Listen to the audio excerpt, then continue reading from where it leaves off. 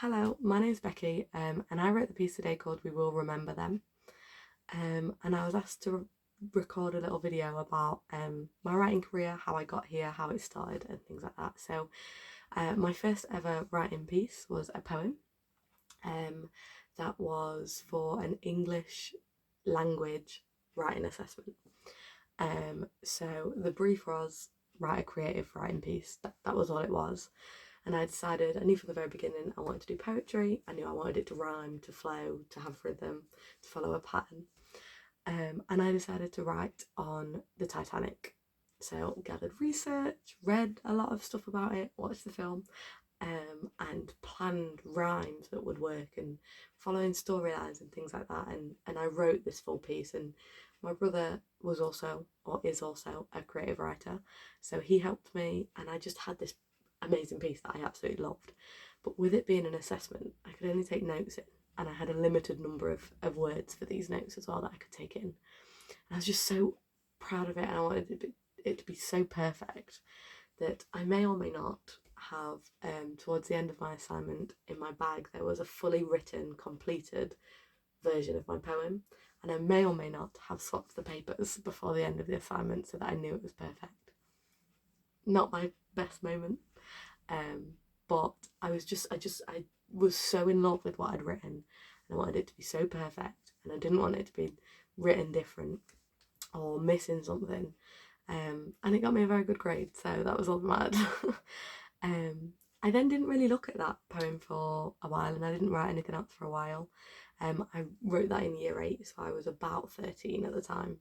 I'm now 21, so almost 10 years, but not quite. And yeah, I didn't really look at it for a bit. And then it was my brother was writing pieces for New Writers UK, the competition, and was doing very well. He'd won a couple of awards out of it, and he'd won some money for the school. And I don't like him to do anything better than me. And it was actually him that convinced me to enter my piece about Titanic, and I did so.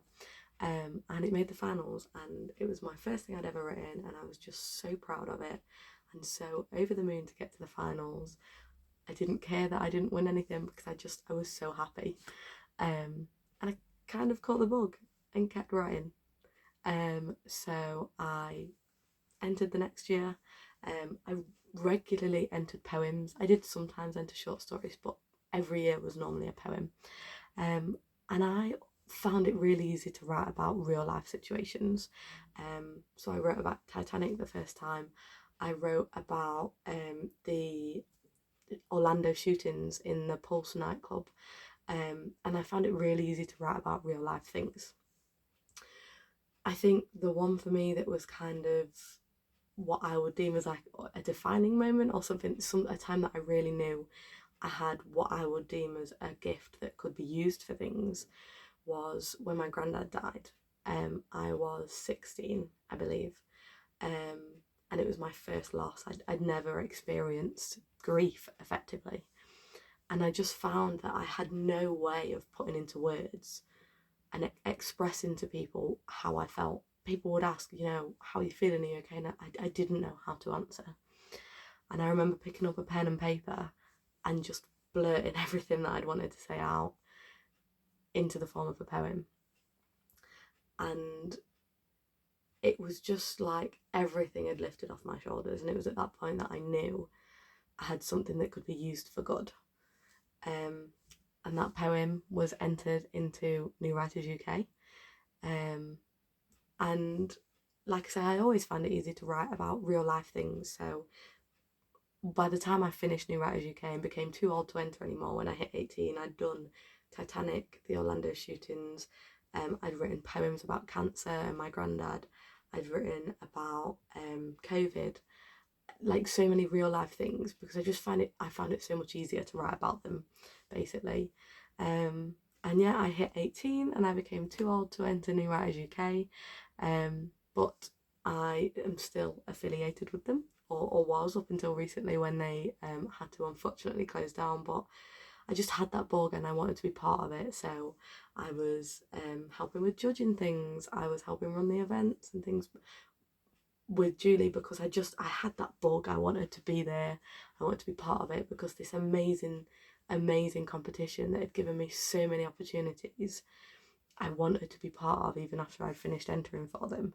And it is truly a privilege to have been part of and have entered so many pieces and been given that free space to let my creativeness go wild. And New Writers provided workshops for us to work on. They gave us like so many resources that helped me develop and so many others develop.